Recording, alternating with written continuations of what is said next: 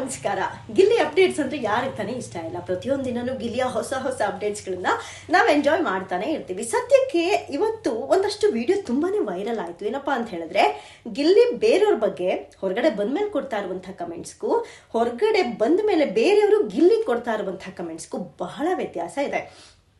ಜಾಹ್ನವಿನ್ ಆಗಿರಬಹುದು, ಅಶ್ವಿನಿ ಆಗಿರಬಹುದು, ಬೇಕಾಬಿಟ್ಟಿ ಸ್ಟೇಟ್ಮೆಂಟ್ಗಳನ್ನ ಗಿಲ್ಲಿ ಮೇಲೆ ಕೊಡ್ತಾ ಇದ್ದಾರೆ. ಒಬ್ರನ್ನ ತುಳಿದೆ ಅವ್ನು ಬದುಕಿದ್ದು, ತುಂಬಾ ಸ್ಟ್ರಾಟಜಿ ಯೂಸ್ ಮಾಡ್ಬಿಟ್ಟ, ಗೇಮಿಗೆ ಬರೋಕಿನ ಮೊದಲು ಹಲವಾರು ಪ್ಲಾನ್ ಮಾಡ್ಕೊಂಡಿದ್ದ. ಯಾರು ತಾನೇ ಪ್ಲಾನ್ ಮಾಡ್ಕೊಂಡಿರಲ್ಲ, ಎಲ್ಲರೂ ಪ್ಲಾನ್ ಮಾಡ್ಕೊಂಡೇ ಬಂದಿರ್ತಾರೆ.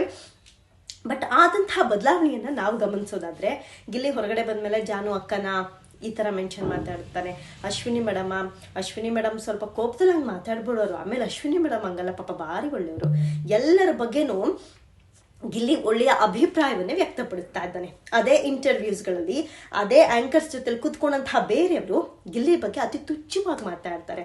ಸೊ ಗಿಲ್ಲಿ ತಾನು ಗೆಲ್ಲಬೇಕು ಅಂದ್ರೆ ಅವ್ನು ತುಂಬಾ ಬುದ್ಧಿವಂತಿಕೆಯಿಂದ ಆಟ ಆಡಲೇಬೇಕಿತ್ತು.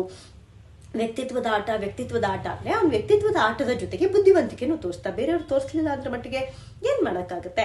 ಸದ್ಯಕ್ಕೆ ಗಿಲ್ಲಿ ಆಡಿರುವಂತಹ ಆಟ, ಗಿಲ್ಲಿ ವ್ಯಕ್ತಿತ್ವನ ಇಡೀ ರಾಜ್ಯವೇ ಎಂಜಾಯ್ ಮಾಡಿದೆ. ಅದೇ ವ್ಯಕ್ತಿತ್ವದ ಆಟನ ನೀವು ಆಡಿದ್ರಿ. ನಿಮ್ಮಲ್ಲಿ ಒಳ್ಳೆತನ ಇದ್ದಿದ್ರೆ ಜನ ಯಾಕೆ ಹಾಗಾದ್ರೆ ಒಪ್ಕೋತಿರ್ಲಿಲ್ಲ. ಜೊತೆಗೆ ನೀವು ಒಳ್ಳೆಯವರಾಗಿದ್ದು ಗಿಲ್ಲಿ ಮಾತ್ರ ನಿಮ್ಮನ್ನ ಕೆಟ್ಟದಾಗಿ ಬಿಂಬಿಸೋದಕ್ಕೆ ಸಾಧ್ಯವಿತ್ತ ಇಲ್ಲ. ಜನ ಕಂಪ್ಲೀಟ್ ಆಗಿ ಅಬ್ಸರ್ವ್ ಮಾಡಿದ್ರು.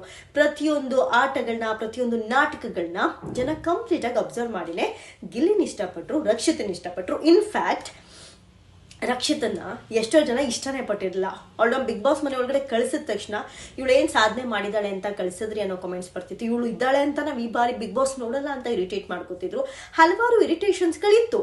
ಆದ್ರೆ ಆಕೆ ತನ್ನ ಸ್ವಭಾವದಿಂದ ಯಾರಾದ್ರೂ ಜಗಳಾಡಿ ಹಸುವಾಗಿದ್ರೆ ಇಮಿಡಿಯೇಟ್ ಆಗಿ ತಗೊಂಡೋಗಿ ಊಟ ಸಪ್ಲೈ ಮಾಡ್ತಾ ಇದ್ಲು. ಹಸ್ಕೊಂಡಿದ್ರೆ ನೊಂದ್ಕೋತಿರ್ಲಿಲ್ಲ. ಜೊತೆಗೆ ಯಾರದೇ ಕ್ವಶನ್ಸ್ ಪುಟಾಣಿ ಚೋಟಿ ಆಗಿದ್ಲು, ತುಂಬಾ ಚಿಕ್ಕ ಹುಡುಗಿ ಆಗಿದ್ರು, ಎಂಥವ್ರನ್ನು ಕೂಡ ಮಾತಲ್ಲಿ ನಡಗಿಸೋ ಕಲೆ ಇತ್ತು. ಜೊತೆಗೆ ನ್ಯಾಯವಾಗಿ ಆಡ್ತಾ ಇದ್ಲು.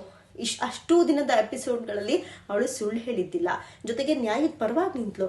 ತನ್ನ ವ್ಯಕ್ತಿತ್ವನ ತಾನು ತೋರಿಸ್ಕೊಂಡಿದ್ದಕ್ಕೆ ಗಿಲ್ಲಿಯ ನೆಕ್ಸ್ಟ್ ಪ್ಲೇಸ್ ಅಲ್ಲಿ ರಕ್ಷಿತಾ ಬಂದ್ಲು. ಅಷ್ಟೊಂದು ಅಶ್ವಿನಿ ಗೌಡ ಪ್ರಾಂಪ್ಟ್ ಆಗೇ ಇದ್ರೆ ಅಶ್ವಿನಿ ಗೌಡನೇ ಬರ್ಬಹುದಿತ್ತಲ್ಲ. ಖಂಡಿತ ಇಲ್ಲ. ಈಗಲೂ ಅಶ್ವಿನಿ ಥರ್ಡ್ ಪ್ಲೇಸಿಗೆ ಬಂದಿರೋದನ್ನ ಹೊರಗಿನ ಪ್ರಪಂಚ ಒಪ್ಕೊಳ್ಳೋದಕ್ಕೆ ರೆಡಿ ಇಲ್ಲ. ಸೊ ಇನ್ಮೇಲಾದ್ರೂ ದಯವಿಟ್ಟು ಒಂದು ಇಂಟರ್ವ್ಯೂಸ್ ಕೊಟ್ಟಾಗ ಜನ ನಿಮ್ಮನ್ನ ಸೂಕ್ಷ್ಮವಾಗಿ ನೋಡ್ತಾ ಇರ್ತಾರೆ ಅನ್ನೋ ಗಮನ ಇರಲಿ. ಬಾಯಿಗೆ ಬಂದಂತೆ ಗಿಲ್ಲಿ ಮೇಲೆ ಸ್ಟೇಟ್ಮೆಂಟ್ ಕೊಡ್ಬೇಡಿ. ಗಿಲ್ಲಿ ಇಷ್ಟ ಅಂತ ಈ ಮಾತು ಹೇಳ್ತಾ ಇಲ್ಲ. ಆದ್ರೆ ಗಿಲ್ಲಿ ವ್ಯಕ್ತಿತ್ವನ ಒಬ್ರೋ ಇಬ್ರೋ 10 ಜನನೋ 100 ಜನನೋ 1000 ಜನನೋ ಇಷ್ಟಪಟ್ಟಿಲ್ಲ, ಲಕ್ಷ ಕೋಟಿಗಟ್ಲೆ ಜನ ಇಷ್ಟಪಟ್ಟಿದ್ದಾರೆ. ಸೊ ಕೋಟಿಗಟ್ಲೆ ಸರಿ ಇದ್ದಾರೆ, ನೀವು ನಿಮ್ಮ ಮಾತು ಮಾತ್ರ ಸರಿ ಇಲ್ಲ ಅಂದ್ರೆ ತಪ್ಪು, ನ್ಯೂನ್ಯತೆ ನಿಮ್ಮಲ್ಲೇನೋ ಇರಬೇಕು. ಸೊ ಫಸ್ಟ್ ಅದನ್ನ ಸರಿ ಮಾಡ್ಕೊಳ್ಳಿ ಅಂತ ಹೇಳ್ತಾ ಇವತ್ತಿನ ಈ ಒಂದು ಕಥೆಯನ್ನ ಮುಗಿಸ್ತಾ ಇದ್ದೀನಿ. ನಾಳೆ ಗಿಲ್ಲಿ ಬಗ್ಗೆ ಏನು ಇಂಟ್ರೆಸ್ಟಿಂಗ್ ಅಪ್ಡೇಟ್ ಸಿಗುತ್ತೆ ಮಿಸ್ ಮಾಡದೆ ಹೇಳ್ತೀನಿ. Thank you for watching.